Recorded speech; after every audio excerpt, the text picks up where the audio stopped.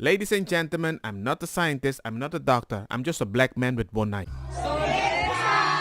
I'm asking about fees from suing drug companies. Will you agree not to do that? You're asking me to not sue drug companies, No, and I'm not going to agree to you can that, sue Senator. drug companies as much as you want.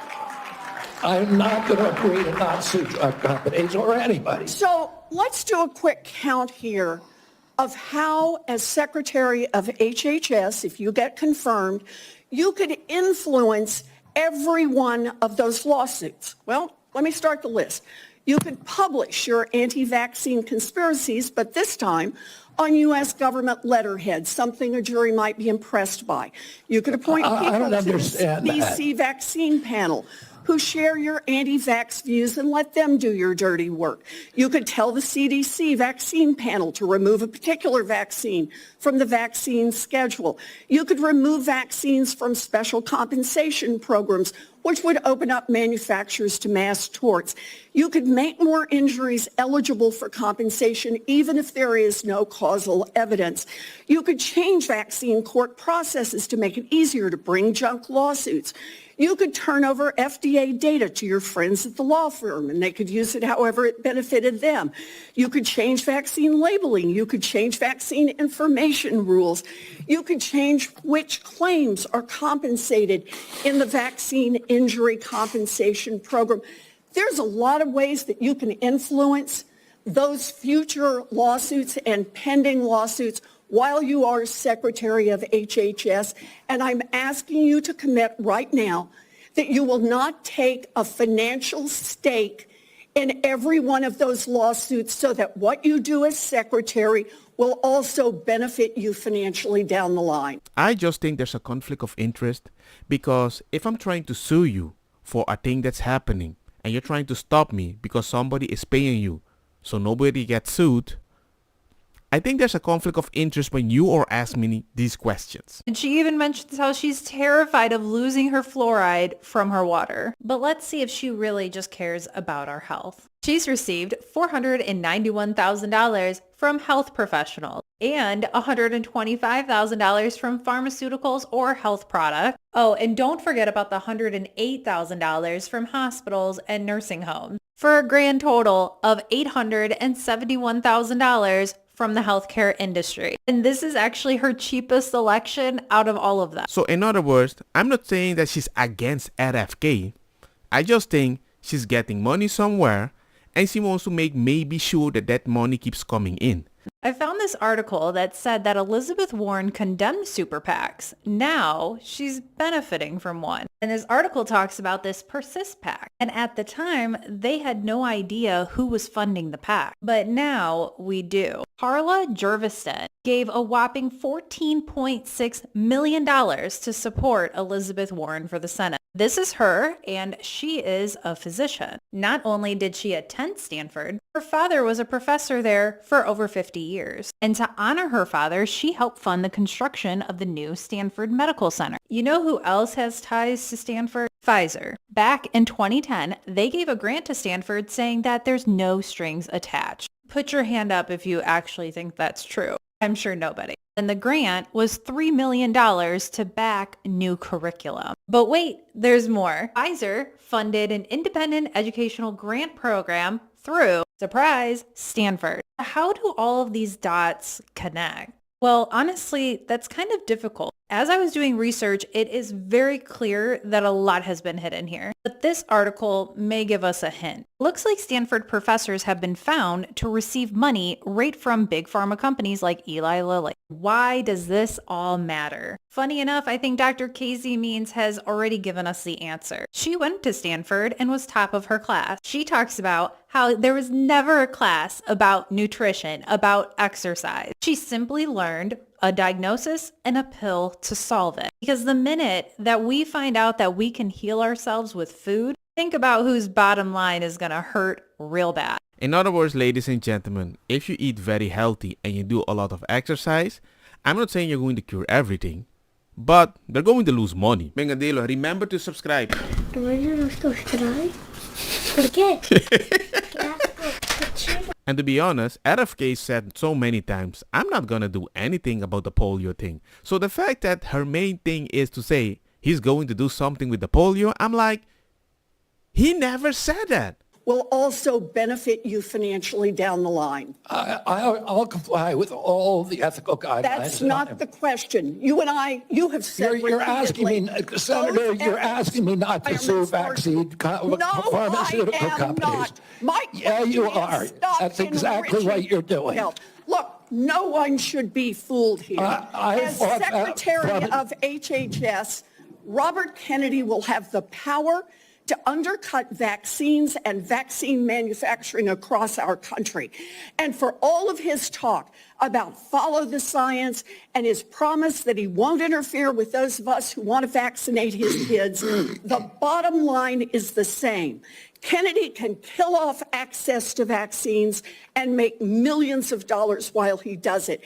Kids might die, but Robert Kennedy can keep cashing in. Senator, I support vaccines. I support the childhood schedule. I will do that. The only thing I want is good science, and that's it. How about then say you won't make money off what you do as Secretary of HHS? Like, I don't think I'm asking for a lot if I want to see the science before you make a decision. I don't want you to make a decision and just trust you. He's the health secretary. He should be able to ask that. You've said that you will, quote, slam shut the revolving door between government agencies and the companies they regulate. That also sounds great. So here's an easy question. Will you commit that when you leave this job, you will not accept compensation from a drug company, a medical device company, a hospital system, or a health insurer for at least 4 years, including as a lobbyist or a board member? Can you just repeat the last part of the question? Can I commit You're to not going to take money from drug companies in any way, shape, or form. Who? Me? Yes, you. Oh. Yeah, I'm happy to commit to that. Okay, good. That's what I figured. I said it's an easy question to start with. And I think you're right on this I don't question. think any of them want to give me money, by the way. Let's keep going. You said that President Trump asked you to quote,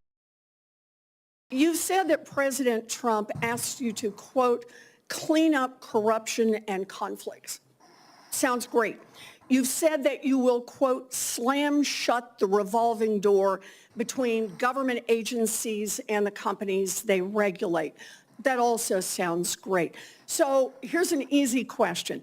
Will you commit that when you leave this job, you will not accept compensation from a drug company, a medical device company, a hospital system, or a health insurer for at least 4 years, including as a lobbyist or a board member? Can you just repeat the last part of the question? Can I commit You're to not going to take money from drug companies in any way, shape, or form. Who? Me? Yes, you. Oh. Yeah, I'm happy to commit to that. Okay, good. That's what I figured. I said it's an easy question to start with. And I think you're right on this question. I don't think any of them want to give me money, by the way. Let's keep going. I find it actually odd that one that's not getting money is getting questioned by somebody that is getting money. In all honesty, to me, if anybody is getting money to lobby for a specific thing, they should never be able to vote in something that's going to happen with the people that are giving them money. That Mr. Kennedy has gone through the same Office of Government Ethics process as every single other nominee in the Finance Committee this year and in previous administrations. In addition to listing his assets, including the items that you've identified, he has signed an ethics letter that has been reviewed by the Office of Government Ethics concerning any possible conflict in light of its functions and the nominee's proposed duties. And we have a letter from the Office of Government Ethics that he hasn't complied completely with all applicable laws and regulations governing conflicts of interest. Mr. Chairman, point of information here. Have we had a single nominee come through who's made $2.5 million off suing one of the entities that it would be regulating and plans to keep getting a take of every lawsuit in the future? Have we had that before? I haven't reviewed the past documentation of every other nominee's financial interests. And so, no. But I know that every single time we get a nominee, their financial interests are attacked. That's why we have the Office of Government Ethics. That's why they've reviewed everything that's in his record, and that's why he has even, I think, and I don't know that I want to ask him to get into it, but he has listed his assets and has gone through a discussion of the responsibilities under our ethics laws and is complied with all of those requirements. So in other words, he's being transparent. What more do you want? Him not to sue other companies that you have invested in or getting lobbyist money from? Are you a conspiracy theorist? That is a pejorative, Senator, that's applied to me, mainly to keep me from asking difficult questions of powerful interests. I was told that I was a conspiracy theorist. That label was applied to me because I said that the vaccines, the COVID vaccine, didn't prevent transmission and it wouldn't prevent infection, when the government was telling people, Americans, that it would. I was saying that because I was looking at the monkey studies in May of 2020. I was called a conspiracy. Now everybody admits it. I was called a conspiracy theorist because I said red dye caused cancer. And now FDA has acknowledged that and banned it. I was called a conspiracy theorist because I said fluoride lowered IQ. Last week, JAMA published a meta-review of 87 studies saying that there's a direct inverse correlation between IQ loss. All right, so I'm going to assume I a lot could go of on those- for about a so week. is there any one of them that you can say, you got me? That really was a conspiracy theory, or are you at a... Again, they call him something. He gives them a bunch of examples when they said he's lying, he's crazy, he's doing the whole bumbo jumbo, but he was right over time because he read the science. I find it odd that suddenly like, well, why don't you give me one example that you were wrong? I'm like, how? I'm like, bruh, I don't think he hates science. I don't think he doesn't want to help people. He just wants to be 100% sure that we're helping people without somebody making money. And if I just want to be sure that he's making money helping people, you're not allowed to look at the data. So it doesn't matter that you're before us. It could be anybody coming before us, as long as they're a rubber stamp for this administration and disregarding your beliefs and what you think.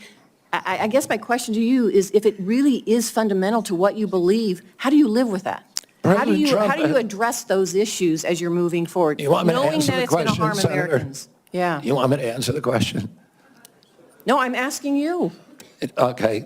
President Trump has asked me to end the chronic disease epidemic and make America healthy again. And I'm So in a is that the unique only reason position. why you're at HHS? Is that the Excuse only me? reason why then you're at the HHS, to address that one issue? President Trump has asked me because I'm in a unique position to end that. And that is what I'm doing. And if we don't solve that problem, Senator, all of the other disputes we have about who's paying, and whether it's insurance companies, whether it's providers, whether it's HMOs, whether it's patients or families, all of those are moving deck chairs around on the Titanic. Our ship is sinking. Our 60% increase in Medicaid over the past 4 years is the biggest budget line now, and it's growing faster than any other. And no other nation in the world has what we have here. No other nation has a chronic disease. We have the highest chronic disease burden of any country in the world. We had, during COVID, we had 16% of the COVID deaths in a country. We only have 4.2% of the world's population. We had a higher death count than any country in the world. And when CDC was asked why, they said it's because Americans are the sickest people on earth. The average person who died from COVID, American, had 3.8 chronic diseases. This is an existential threat economically, to our military, to our health, to our sense of well-being. And it is a priority for President Trump. And that's why he asked me to run the agency. And if I'm privileged to be confirmed, that's exactly what I'll do. Do you stand by those statements that you made in the past, or do you retract those previous statements?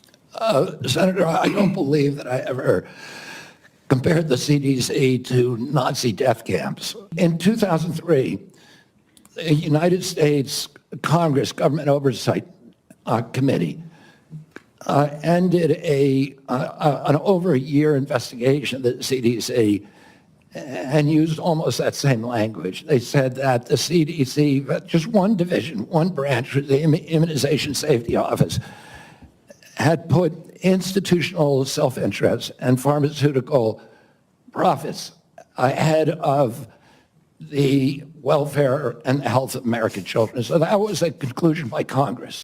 Yep, those things happen in Congress.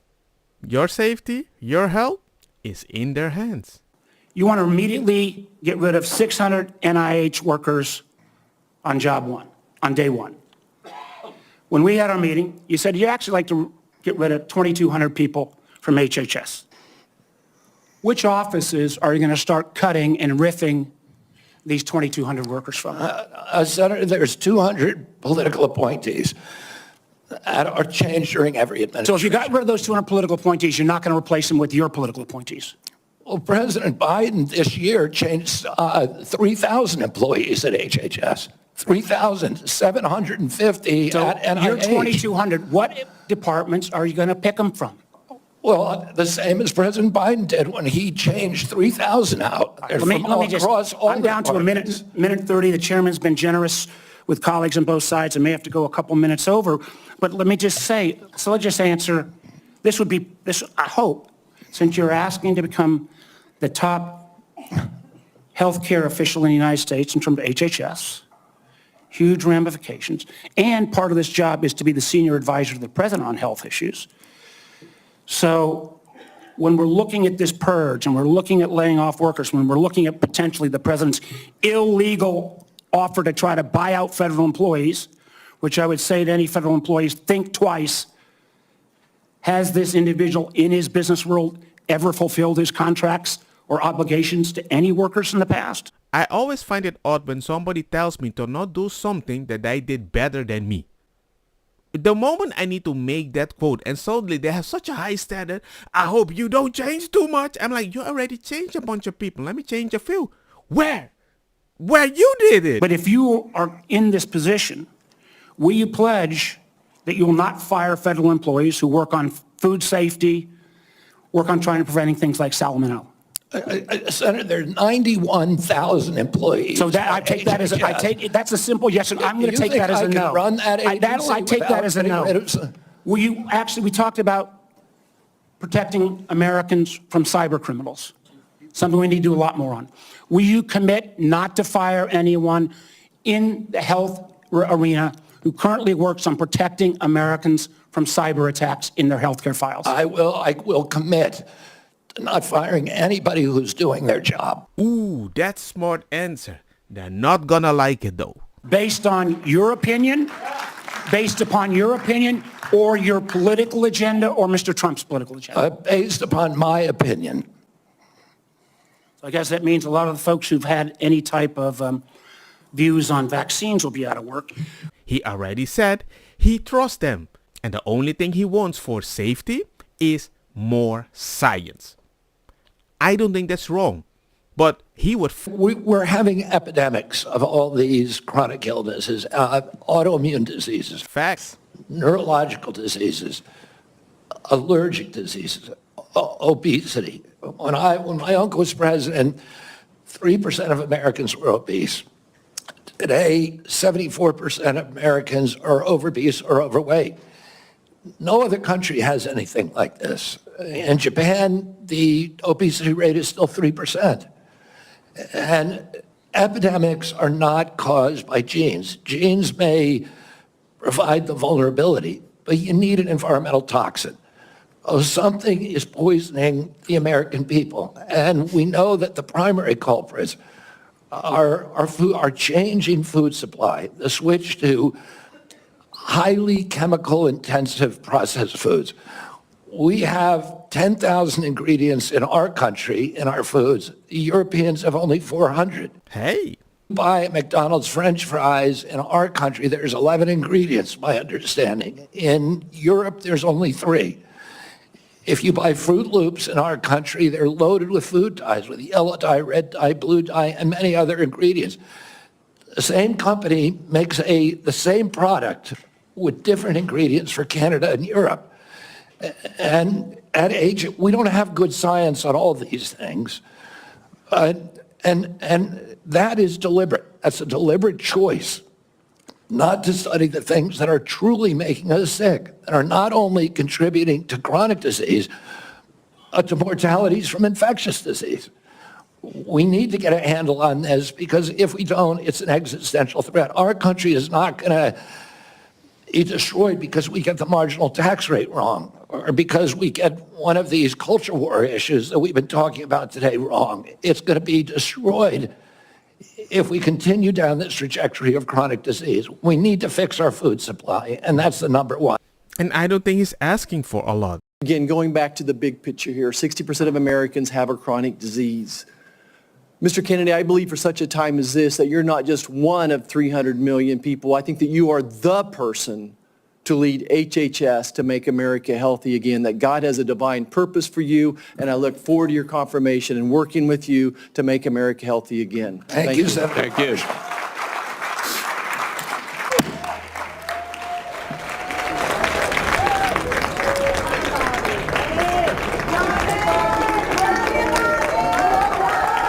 And I think this is all I have for you today. I'm going to go to the supermarket, buy some healthy food, and let me know in the comments if you guys agree with JF Kennedy. Don't get me wrong, ako sa kitabang Puta fire na mi blonde kush hash purple skunk Criollo colombici jam jam turlo Keta verdeta welcome